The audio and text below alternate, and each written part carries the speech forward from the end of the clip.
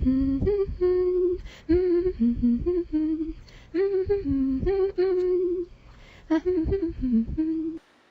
there, so this is the final installation of my Wings video series. So this is the Wings of Enneagram 9.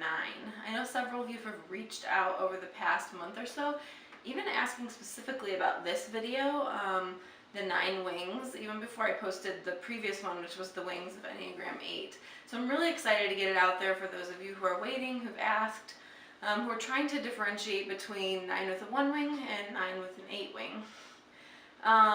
As I mentioned on Instagram, if you don't follow me there, go ahead and do that. I post things there sometimes that I don't post here on YouTube. But as I mentioned there, this video is going to be a little bit more simple by way of infographics and such than my videos usually are. Because as you can see, I am very, very expecting.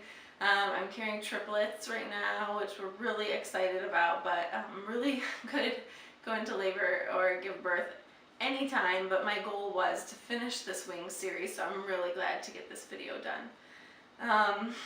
Today, so we're going to be talking about those differences between the 9 wings. I want to mention before I start one resource that might help you if you are in this debacle of figuring out which side you fall on. It's a video that I previously made. You can find it here on YouTube, and it's a type comparison video between Enneagram 1 and Enneagram 8. So when we talk about wings, that's basically kind of what we're talking about, which is the differences between the adjacent types of any core type. So that video is one that would be really helpful if you're trying to figure out which side you fall on. I've received a lot of really good feedback about it, and I will mention some of the same concepts in this video, but not all of them. So, one of the main things to consider when we're looking at Enneagram 9 and the wings of it is that 8, 9, and 1 are all gut types or instinctive types. So whichever side of 9 you fall on, you're going to be dealing with what I'd call double instinctive type. What that means is that there are double themes of some of those issues that instinctive types deal with, which includes anger, which includes control or power, and of course each of those 3 types manifest those things differently, which is we're going to talk about today, specifically 1 and 8. So if you are trying to figure this, the difference between these 2 wings for yourself, I imagine that you already know, if you're an Enneagram 9, that 9s handle anger in a way that suppresses and that kind of is in denial, or what we call sometimes self-forgetting. So when 9s are angry, they tend to respond by withdrawing, as 9 is one of our withdrawn types, and saying, I'm not angry, I don't want to cause conflict, I'm not angry. And they, I think most of the time, actually believe that they're not angry, but because they won't acknowledge the anger that they feel, a lot of times this manifests as stubbornness or frustration, or as I've said in previous videos, this example of a boulder in a stream. So the boulder will sit there in the way of the water flow, and it won't do anything offensive, but there's this sort of defensive, passive-aggressive anger that comes across for a 9. So when we're looking at either wing of 9, that's really the foundation of the anger issues we're looking at, just colored by those varieties that 8 and 9, or 8 and 1 bring to the table. So one of the main differences I'd say between the wings of 9 is in that expression of anger. When we look at Enneagram 9 with a 1 wing, we're looking at a type that's a little bit more altruistic, a little bit more even philanthropic, or just really concerned with justice, with morality, with all that's good in the world. 9 tends to feel really connected to people and environments and nature and things of that sort. And with that 1 wing, that's almost accentuated by this desire for things to be whole, for things to be right and good. And so when a 9 with a 1 wing gets angry, it's generally because things are out of balance, or things are not good or not moral. So a 9 with a 1 wing is going to be more concerned with sort of those human rules of morality. or even for that person with a 1 component, their own view of what morality means. And they're going to look at things through the lens of black and white, good and bad.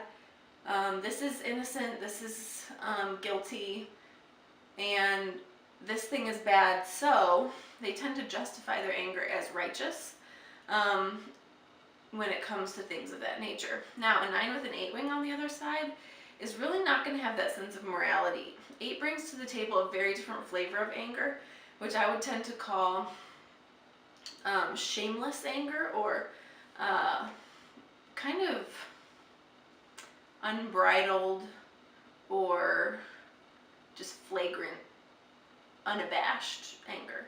So 8s have this unique tendency that when they're angry, it really does come out like a floodgate. There's no remorse. That is why 8 is connected to sadism, as we've talked about. Actually, in the last video, we talked about 8 wings. So there's really more of a, I almost want to say individualistic anger about 8. They aren't angry for moral reasons. They're angry for personal reasons. And usually 8s don't find the need to justify themselves or why they're angry. So there is that very different flavor of anger expression. And usually 8s use their anger and funnel it towards gaining control or regaining control of the environment, of anything that they see as a threat to themselves or a threat to people they see as people that they protect. So there's that big difference as well. Another difference I'll say between 9 with a 1 wing and 9 with an 8 wing is sort of an experiential difference, which is that most 9-8 combo people that I've met, as I mentioned in the last video about 8 with a 9 wing, are pretty stoic people. They're very grounded. They can be strong silent types, but there is this sort of coldness. Some people would use the term Iceman when it comes to the way that 8s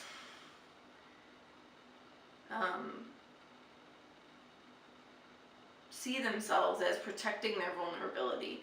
Now, I don't think they really are protecting their vulnerability, but the way they see it, they are, when they put this ice wall up and say, only special people can have access to my vulnerability. So the 9 with an 8 wing is definitely a less vulnerable person, a less agreeable person. There's this almost like double sense of stubbornness and frustration that's a lot more stoic about a 9 with an 8 wing. Now, because we're still talking about core 9 though, both of these types are going to manifest as people who on the outside generally look like agreeable people. But that 9 with an 8 ring is really going to push back more, the challenger, if you will. They're going to, when their preferences aren't heard, they're going to be more offended. A 9 with a 1 wing on the other side is really more of a gentle person, almost to the extent of masochism, to where they don't take care of themselves because they are really not concerned with defending the self, because their first priority is maintaining the peace, 9, and pursuing good, 1. So 9 with a 1 wing is going to have a little bit more of a challenge exerting the self if they're in average health. If you have additional questions about this differentiation between these wings, feel free to reach out again in the comments. I try to respond to those as much as possible, but also if you want more one-on-one identification help, because I really think a lot of times, that as humans, we're individuals. These things are not cut and dry a lot of the time. You can always reach out to me. I offer consultations over Skype as well, not just for type identification, but for coaching if you're trying to figure out, okay, I know what Enneagram type I am, but how do I apply this to my life? And specifically to, I think, one area that I've received a lot of interest about is, how do I apply this to my relationships to really help not just other people understand me, but to help me understand other people through the lens of my experience, but also understanding and appreciating theirs. So that, I would say, is the basics of the Wings of Nine. I'll see you guys later. After these guys arrive, I'm going to be starting a new series, continuing that one that I did with Enneagram 3, if you look back in my videos, about kind of what I was just talking about. Relational dynamics, how best to, for lack of a better word, deal with people of certain types. Hey, even our own types, we know that we have to be dealt with sometimes. So yeah, check back for that, and I will see you guys later.